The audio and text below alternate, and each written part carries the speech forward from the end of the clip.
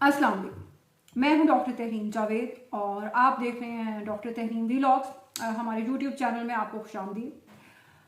काजी फायज ईसा साहब हमारे मोहतरम चीफ जस्टिस के तफसीली फैसले के हवाले से बात करेंगे आज के ये तफसीली फैसला सुप्रीम कोर्ट का किस तरह इमरान खान साहब, कासिम सूरी और आरिफ अलवी साहब सदर पाकिस्तान तहाल उनके लिए सख्त परेशानी का बायस बन सकता है। इसके अलावा फवाद चौधरी और असद कैसर को दोबारा गिरफ्तार कर लिया गया है। इसके हवाले से बातचीत करेंगे कि ये सब क्यों दोबारा से एक नई लहर आप देख रहे हैं। जब से इलेक्शन की डेट का ऐलान हुआ है, दहशतगर्दी में इजाफा हो रहा है, गिरफ्तारियों की एक नई लहर शुरू होने वाली है और एक इंटरव्यू भी रिकॉर्ड कर लिया गया है। इस हवाले से बात करेंगे आज के इस व्लॉग में। सबसे पहले तो बात करते हैं चीफ जस्टिस काजी फायज ईसा साहब। उनका एक तफसीली फैसला सुप्रीम कोर्ट का इस हवाले से सामने आ चुका है और अगर आप उस वक्त के हमारे व्लॉग्स देखें तो आपको अंदाजा होगा कि उस वक्त भी हम यही बात करते थे कि जो चीज़ नून लीग की हुकूमत को अदम एतमाद के कामयाब होने के बाद करनी चाहिए थी वो करने में नाकाम रही है। और उसकी वजह यह थी कि नून लीग की हुकूमत एक कमज़ोर कोलिशन इत्तेहादी हुकूमत थी और इस हवाले से नून लीग की हमेशा से यही पॉलिसी रही है कि एक कदम आगे सिविलियन सुपरमेसी की तरफ तो दो कदम ये पीछे ले लेते हैं और एस्टेब्लिशमेंट के साथ हमेशा ये फिक्स मैच करके चलते हैं।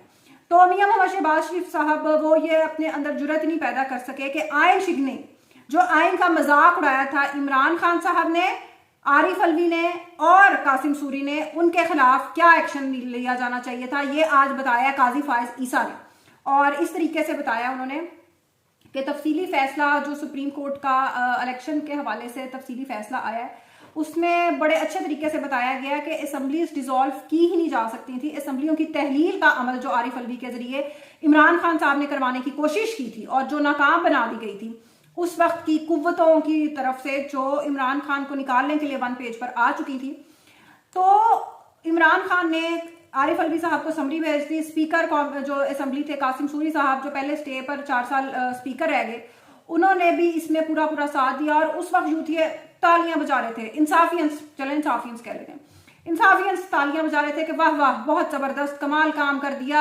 सरप्राइज दे दिया, इमरान खान एक गेंद से सबको उड़ा दिया। और सारी रात बेचारी कौम बैठी हुई थी कि यार क्या बनना है, अदम एतमाद का बनना क्या है। तो निकला उसमें से क्या कि इनके खिलाफ अगर उस टाइम मुकदमा चला दिया जाता, उस वक्त इनको जो इनके जुराइम थे उसकी सजा दे दी जाती, तो पूरी कौम ने जो उसके बाद 1-1.5 साल जमान पार्क में होने वाले तमाशे मुकते। तमाशा इसलिए कि जब गिरफ्तार एक ये तमाशा बना लिया जाता है कि इमरान खान को ऐसे नहीं गिरफ्तार करना चाहिए, ऐसे नहीं करना था तो फिर कैसे करना था। जब लोग शराफत से जाते थे, पुलिस जाती थी और वहां उनके ऊपर पेट्रोल बम्स फेंकना शुरू कर देते थे, वहां कहते थे हम जान दे देंगे, खान नहीं देंगे, और ये इस किस्म की नौटंकियां वहां पे चल रही थी, तो और किस तरीके से गिरफ्तार करना था। अगर उस वक्त शहबाज शरीफ साहब अपने पैरों पर खड़े हो जाते और अपने भाई के साए से निकलकर खुद कोई फैसला करने की अपने अंदर ताकत पकड़ लेते, तो इमरान खान ने जो 1 साल के अंदर बयानिया बना दिया और लोगों के दिमागों में जो जहर बो दिया रियासती इदारों के खिलाफ, फौज के खिलाफ, ये सब ना होता। लेकिन इस्टेब्लिशमेंट उस वक्त इस्टेब्लिशमेंट के जो आर्मी चीफ थे वो जनरल बाजवा साहब थे और उनकी मफाद में ये था कि ये सब मामला ऐसे ही चलते रहे। तो इस सब चीज का खमियाजा भुगता पाकिस्तान ने और रियासत पाकिस्तान की अवाम ने, और न जाने अभी कितने साल तक हमें ये सब कुछ भुगतना है। अब तो आर्मी चीफ भी बदल चुके हैं, अब तो हुकूमत भी आपकी अपनी आ चुकी है। अब आप लोगों को किस चीज का डर है कि आप इमरान खान पर ये मुकदमे नहीं बना सकते। आप आरिफ अलवी को जो आइन का उसने मजाक बनाया हुआ था इस शख्स ने, इसको ऐवान सदर से उठाकर बाहर नहीं फेंक सकते। और कासिम सूरी का अभी तक आप लोगों ने क्या बिगाड़ लिया। तो ये तमांचा है असल में रियासत पाकिस्तान के मुंह पर, जो ये सियासतदान, एस्टेब्लिशमेंट और ये सब हल्के जो ब्यूरोक्रेट्स के बहुत मजबूत बनते फिरते हैं, उन सब को बताया चीफ जस्टिस काजी फायज ईसा ने कि तुम लोगों के करने का क्या काम था और क्या अब हर काम क्या सुप्रीम कोर्ट नहीं करना है। असद कैसर और फवाद चौधरी साहब जो दोबारा गिरफ्तार हो चुके हैं, उनके हवाले से बात करते हैं। उसमें फवाद चौधरी साहब के बारे में यही पता चला, यही कहा जा रहा है कि फवाद चौधरी साहब एक्टिव नहीं हो रहे थे, आईपीपी की पॉलिटिक्स में वो एक्टिव नहीं हो रहे थे। जिस दिन मियां मोहम्मद नवाज शरीफ साहब पाकिस्तान उन्होंने लैंड किया, उस दिन उनकी जहांगीर तरीन से मुलाकात हुई थी और उसकी तस्वीरें बनवाकर काफ़ी चलवाई गई और ये तासुब देने की कोशिश की गई कि फवाद चौधरी के मामला आईपीपी के साथ अच्छे तरीके से तय पा रहे हैं, लेकिन हकीकत में ऐसा नहीं था। और उनकी अहलिया और वो खुद भी उन्होंने एंटी पीटीआई स्टैंड अभी तक नहीं लिया था। जिस तरह उस्मान डार या फरूख हबीब से प्रेस कॉन्फ्रेंसेस, इंटरव्यूज, ये सब चीजें करवाएंगे, इस तरह फवाद चौधरी को नहीं किया गया था। और इसमें शायद एक बड़ा अमल दखल उनके एक साबका वकील होने का और उनके भाई के एक्टिव एक प्रैक्टिस में वकालत के हवाले से होने का एक रोल है कि पहले भी उनको उस तरह गिरफ्तार ज्यादा लंबे अरसे के लिए नहीं किया गया था और उसके बाद भी सिर्फ ट्वीट्स पे काम रखा दिया गया था और उनको ना तो प्रेस कॉन्फ्रेंस करने की जरूरत पड़ी थी और ना ही उन्हें कोई इंटरव्यू उनका ऑन एयर हुआ था, तो उन्हें सस्ते में छोड़ दिया गया था। लेकिन उसके बावजूद उनको वो एंटी पीटीआई उस तरह नहीं जा रहे थे।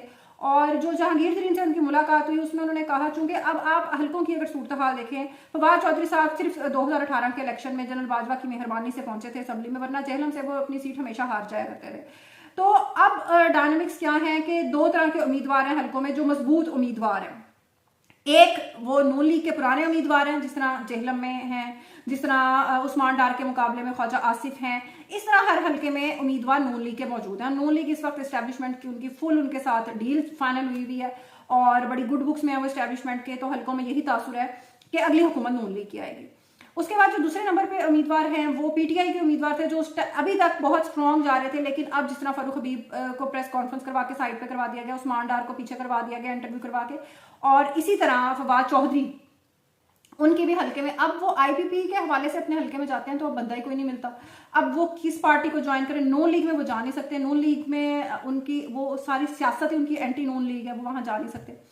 पीटीआई में उनको रहने नहीं दिया जा रहा। दूसरी फिर उनके पास ऑप्शन कोई है नहीं कि आज़ाद उम्मीदवार के तौर पर खड़े हो जाएं या फिर फरूख हबीब की तरह साथ ही छूटते ही आईपीपी को ज्वाइन कर लें। तो लेकिन फवाद चौधरी को नजर आ रहा था कि अगर मैं पीटीआई को छोड़ तो उन्होंने दिया है, तो अगर मैं आईपीपी के टिकट पर लड़ता हूं तो नून लीग के उम्मीदवार के मुकाबले मेरी पोजीशन बहुत ही कमजोर है। तो उनको यही नजर आ रहा था, उन्होंने इस हवाले से बात की कि अगर उन्हें नहीं तो उनकी अहलिया को असेंबली में पहुंचा दिया जाए। जो उनकी अहलिया हिबा फवाद चौधरी बहुत ज्यादा एक्टिव भी हुई है, जब से फवाद चौधरी को गिरफ्तार किया गया था उसके बाद वो मंजर आम पर आए हैं और सियासत में बड़ी एक्टिव हुई है। तो उनके लिए उन्होंने टिकट के लिए कहा कि उनको या तो असेंबली में पहुंचा दिया जाए, क्योंकि फवाद चौधरी को अपना तो नजर आ रहा है कि इतनी ज्यादा 2018 में जो वेव थी अब वो हमें नहीं मिलनी। लेकिन उसके हवाले से भी इनकार कर दिया गया, क्योंकि इस्तेहकाम पाकिस्तान पार्टी को तो अपनी नशिस्तों के लाले पड़े हुए हैं और उन्होंने अपनी जितनी सीट्स जीतनी है अब उसके हिसाब से उनको मखसूस नशिस्तें और औरतों वाली नशिस्तें मिलनी है। तो जाहिर है उनके पास इतनी स्पेस ही नहीं है कि वो बाकी लोगों को भी एडजस्ट कर सकें। तो जब उस तरफ से भी इनकार हो गया और फवाद चौधरी ने फिर वो स्टैंड भी नहीं लिया, वो मौकफ भी नहीं अपनाया जो आईपीपी का था, तो फिर बहुत ज्यादा उनके लिए मुश्किलात पैदा हो गई। आखिरकार उन्हें गिरफ्तार कर लिया गया। अब देखते हैं कि कितने अरसे बाद फवाद चौधरी की रिहाई होती है और उसके बाद वो क्या मौकफ अपनाते हैं। असद कैसर साहब भी जो पिछले दिनों मौलाना फजलुर रहमान से मुलाकातों के हवाले से भी काफी खबरों में रहे और एक सर्द महरी और जो पीटीआई एस्टेब्लिशमेंट के दरमियान पुल का किरदार अदा करने की कोशिश कर रहे थे और परवेज खट्टर की पार्टी में अभी तक वो नहीं गए थे। तो अब उनकी गिरफ्तारी से भी ये पैगाम दिया जा रहा है ताकतवर हल्कों की तरफ से कि एस्टेब्लिशमेंट की तरफ से एक लंबे अरसे के लिए पीटीआई के लिए कोई माफी नहीं है और अगले जनरल इलेक्शंस में पीटीआई के चांसेस बहुत ज्यादा कम है कि उनको उनके उम्मीदवारों को कॉन्टेस्ट करने की आजादी दी जाए। तो देखते हैं कि इस हवाले से सूरत हाल क्या होती है। अल्लाह हाफिज।